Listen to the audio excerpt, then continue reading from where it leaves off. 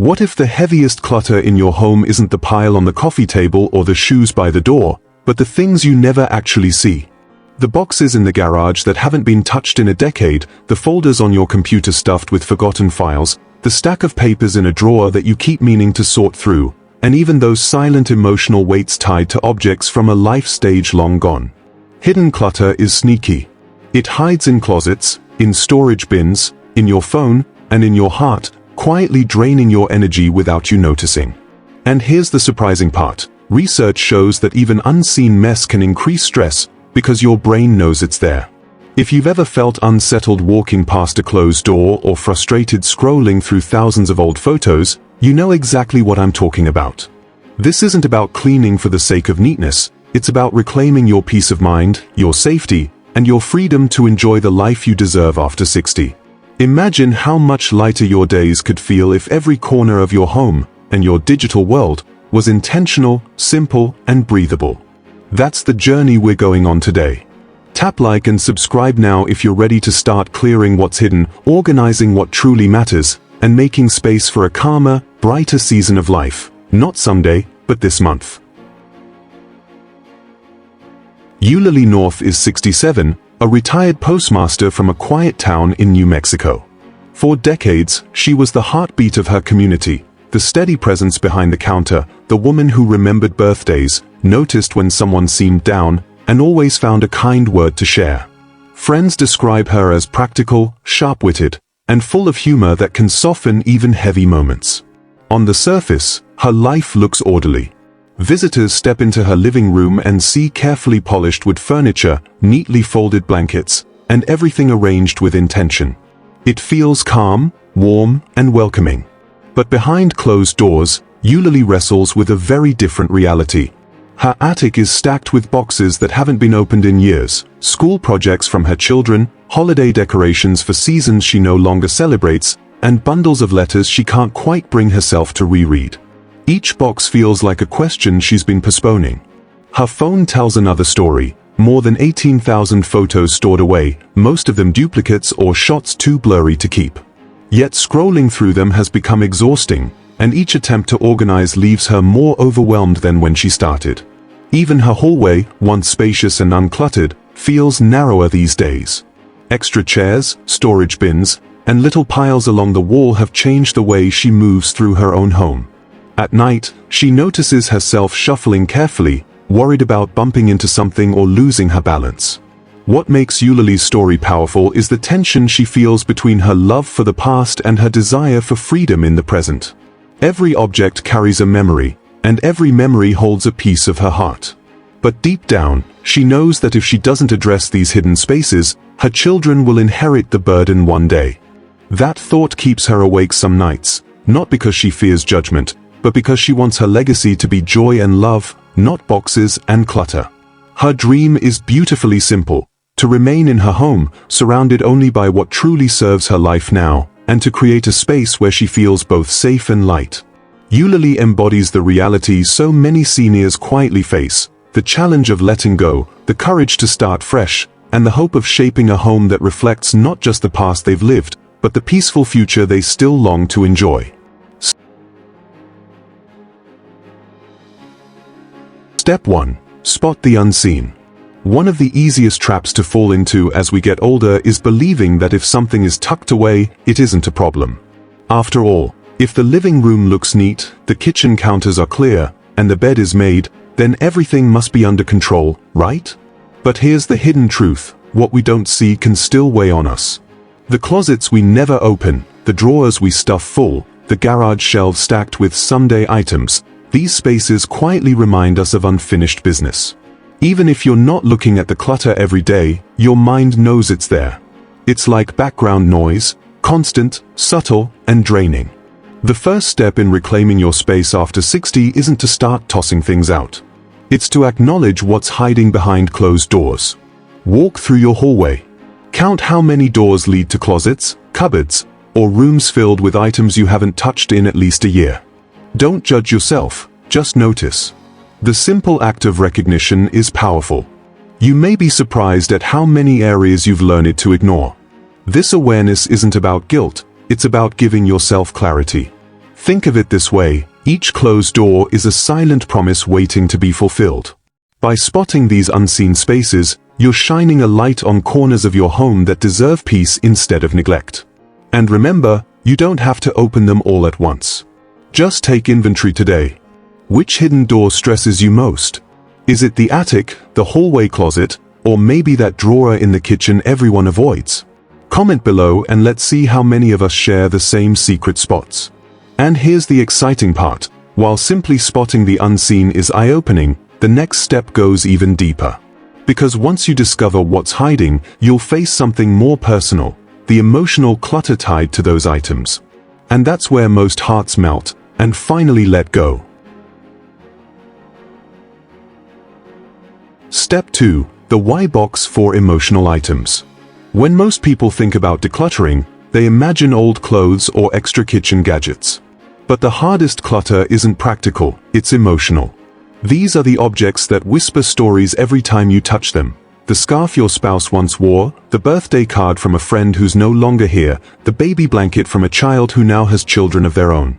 These items carry weight not because of their size, but because of the memories they hold. And that's why they often end up tucked into boxes, closets, and drawers for years, untouched but impossible to let go. Here's where the why box comes in. Find one box and label it clearly: WHY. Every time you come across an object that tugs at your heart, place it in this box. Then, for each item, pause and ask yourself one simple question: why am I keeping this now? Write your answer on a sticky note or a slip of paper and put it with the item. Maybe it's comfort. Maybe it's guilt. Maybe it's the fear that if you let go of the object, you'll lose the memory. This is where the legacy filter becomes powerful. Ask yourself, would this bless someone more than it blesses a box? For example, your granddaughter might treasure that vintage necklace far more than a cardboard box ever will. A local family could use the quilt you've stored in plastic for decades. By passing things forward, you're not discarding your history, you're sharing it. And here's the rule of thumb: keep one tangible token for each memory and capture the rest with a photograph. You don't need 20 items to honor one person or one chapter of your life. One object, chosen with care, has the power to represent the memory fully without weighing you down. What's the hardest thing you've ever tried to let go of? Was it clothing, a letter, or something from childhood? Share it in the comments. You'll be surprised how many people have the same struggle. And while the why box helps with emotional items, Eulalie discovered her hardest clutter wasn't in a box at all, it was hiding in a place most of us carry every single day. Step 3. Digital calm first. When we talk about clutter, most people picture attics, garages, and closets. But in today's world, one of the heaviest forms of clutter doesn't take up physical space at all, it lives in our devices. For many seniors, the phone, tablet, or computer has quietly become a new storage attic. Thousands of unread emails, endless folders of photos, duplicated downloads, and constant notifications create a kind of invisible chaos. And while the piles in the garage may wait patiently, digital clutter follows you everywhere, buzzing in your pocket and glowing on your screen. This is why the path to a lighter life must also include digital calm. A simple way to start is with the 100-a-day sweep. Choose emails or photos, and delete 100 of them each day for 10 days. At first, it may feel impossible. How could you ever sort through so much? But soon you'll notice a shift. By breaking the task into small, steady steps, what once felt overwhelming becomes surprisingly manageable. After 10 days, you'll have cleared 1,000 pieces of digital weight. Next, create a 12 for 12 memory album. Instead of drowning in thousands of photos where the meaningful moments get buried, select 12 of your favorite pictures for each year of your life with a spouse, a friend, or your family. Those 12 images become a powerful highlight reel, something you can actually look through, share, and enjoy without exhaustion. This isn't about erasing memories, it's about curating them so that the important ones shine. And don't underestimate the peace that comes from silencing your devices. Right now, choose 3 notifications you don't need, maybe news alerts, app updates, or social media pings, and turn them off. You'll be amazed at how much calmer your day feels when your phone isn't constantly demanding your attention. What drains you more, paper piles stacked around the house, or the chaos of your phone buzzing with endless clutter? Share below, because many seniors are realizing the hidden stress of digital overload. And while deleting and organizing files clears the mind, the next step is about creating physical pathways that don't just look tidy, they actually make your home safer and your life easier. Step 4. Pathways of peace. Clutter doesn't always look like clutter. Sometimes it's the extra chair tucked against the wall, the small stool you set aside just in case, or that decorative rug you stopped noticing years ago. These things may not seem like much, but together they create obstacles that slowly change the way you move through your home. And after 60, the way we move matters more than ever, not just for comfort, but for safety and peace of mind. Here's a simple way to find out if your home is truly working for you. Try the breath test. Walk from your bed to the bathroom, and then from the bathroom to the kitchen. Ask yourself, can I walk in a straight line without sidestepping, turning sideways, or holding onto furniture? If you feel yourself weaving or adjusting your steps, it's not just inconvenient, it's a sign that your home isn't breathing. Every hallway and room should allow you to walk freely, without fear of tripping or bumping into something. That's why the first step toward creating pathways of peace is to remove one tripping hazard from each room. Look for loose rugs that slide underfoot, tangled cords running across the floor, or low stools and baskets that stick out just enough to catch your toe. Clearing these items doesn't just reduce accidents, it opens your space in a way that makes every movement feel lighter and easier. Think of your home like a river. When the path is blocked, the water has to force its way around. But when it's clear, everything flows smoothly. That's the kind of ease your home can give back to you. And the best part? These changes aren't about expensive renovations or dramatic makeovers.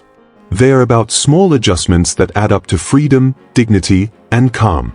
What's the one item in your home you trip over most? A rug, a cord, or a piece of furniture? Share it below.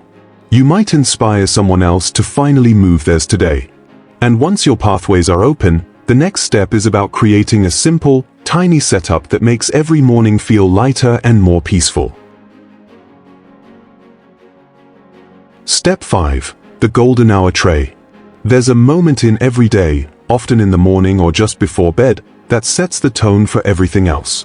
For some, it's sipping coffee in a favorite chair. For others, it's winding down at night with a book or quiet reflection. I like to call this your golden hour, the time when you most need comfort, calm, and easy access to the essentials that keep life flowing smoothly. The problem is, these moments often get interrupted by frustration. You sit down and realize your glasses are across the room. You reach for your phone, but the charger is missing again.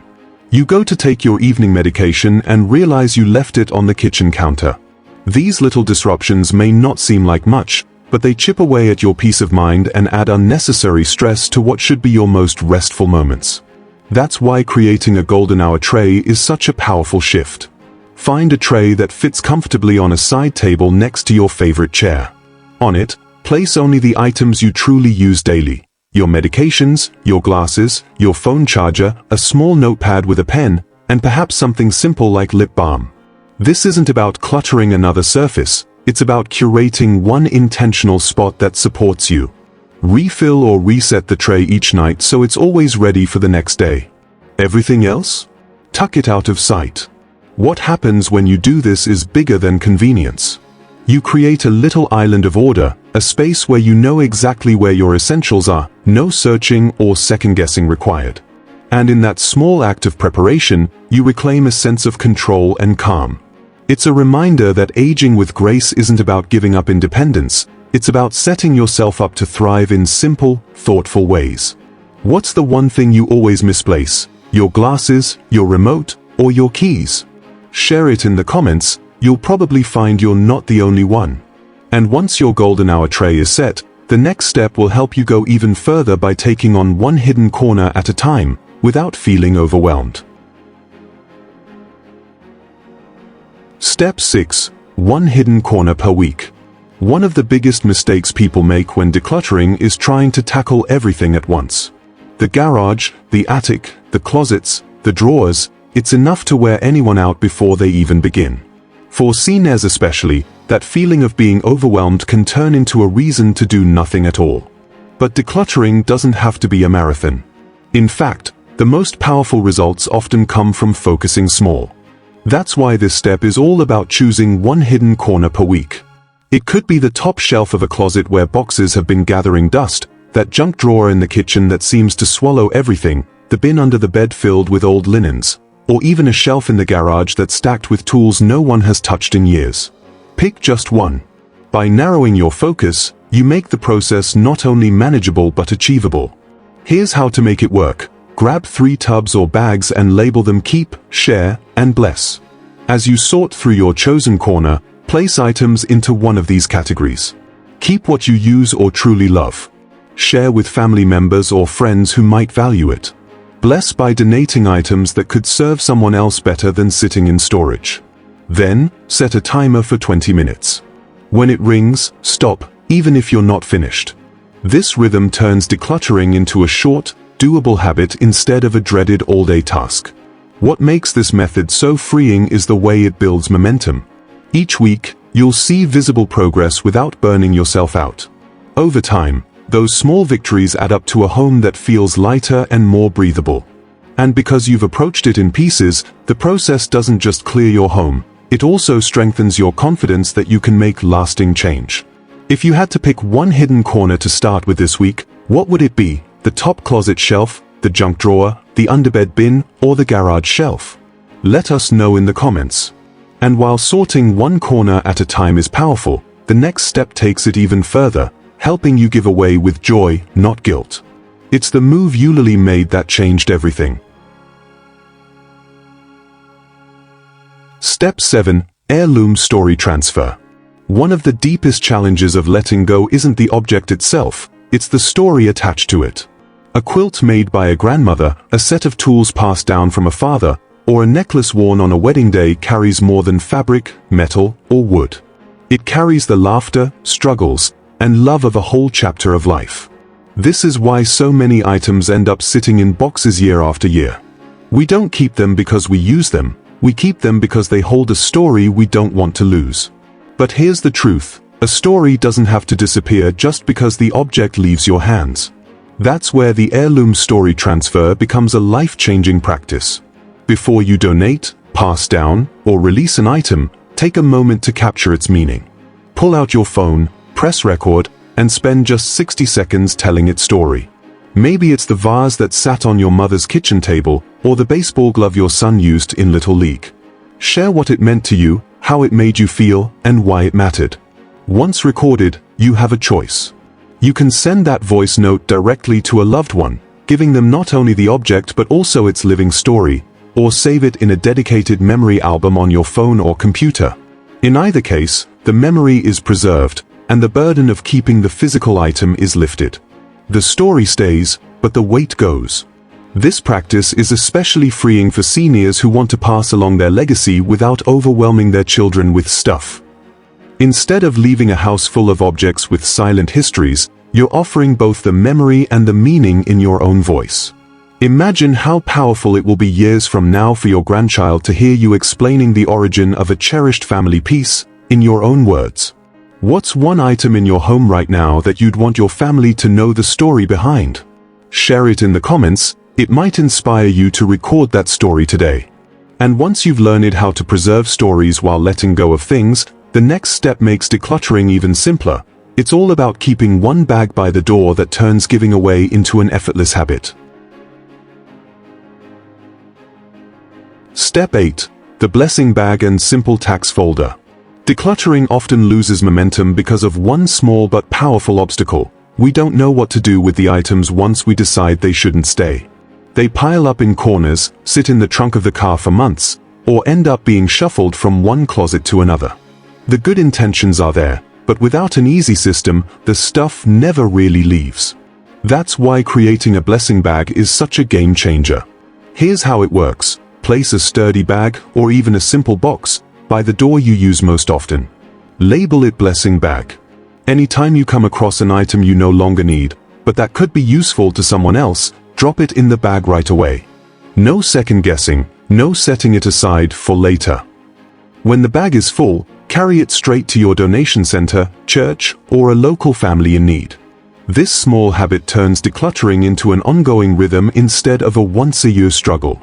And calling it a blessing bag reframes the act. It's not about losing something, it's about passing along a gift.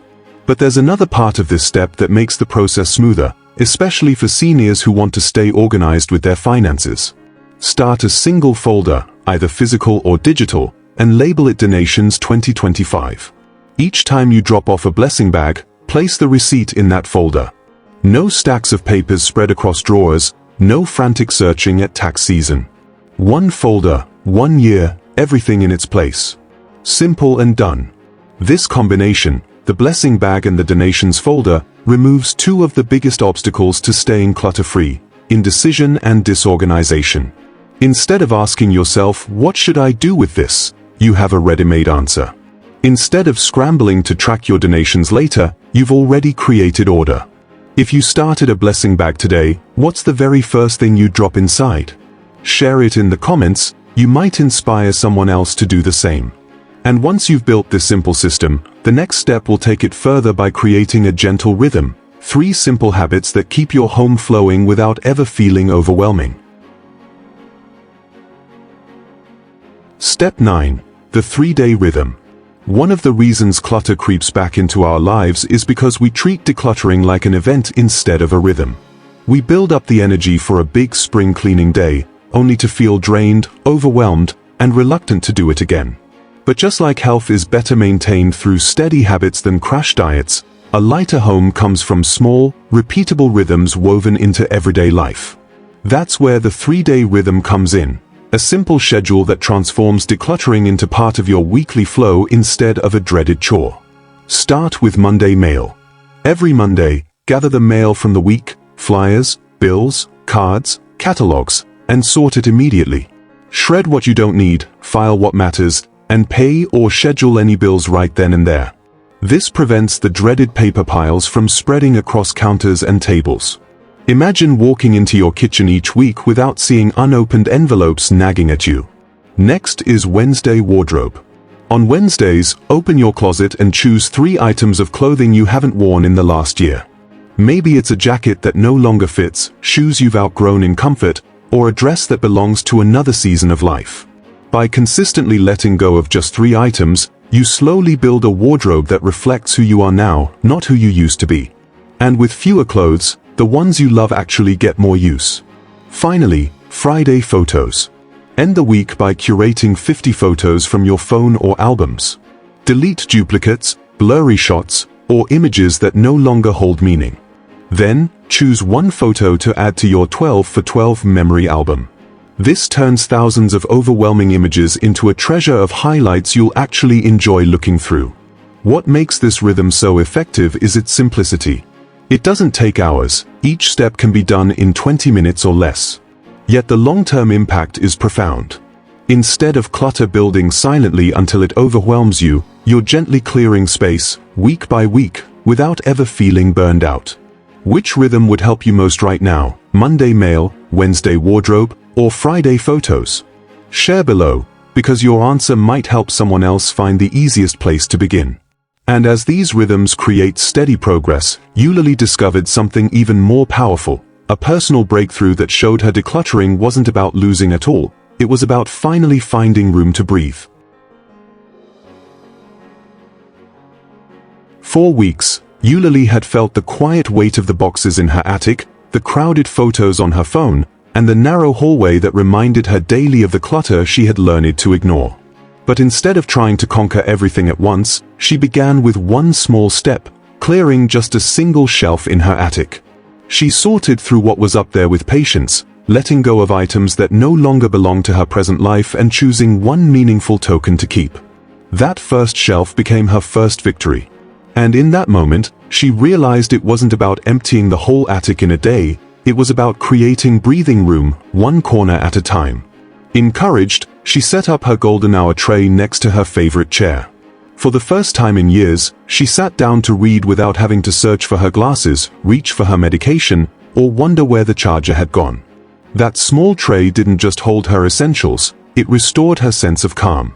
It reminded her that order and peace are built in little ways that make everyday life smoother. Then came the step that touched her family the most. Eulalie recorded 3 short voice notes about heirlooms she had decided to pass along. She told her daughter the story of the necklace she wore on her wedding day, the teacups her own mother had cherished, and the quilt that had warmed her children through countless winters. Sending those recordings wasn't just about decluttering. It was about giving her daughter the gift of memory, voice, and love in a way no object alone could carry. When she looked back at her progress, Eulalie said something that captured the heart of this journey: "I thought I was losing things. Turns out, I was finding room to breathe." Her path shows the power of steady steps. From spotting unseen clutter to creating a why box, from finding digital calm to walking clear pathways, from keeping a golden hour tray to tackling hidden corners, from transferring heirloom stories to keeping a blessing bag, and finally, embracing the gentle 3-day rhythm. If this lifted your shoulders even a little, tap like, share this with a friend over 60 who needs encouragement, and subscribe to Wise Aging Seniors. Because your home and your heart deserve to feel lighter, freer, and full of peace this very month.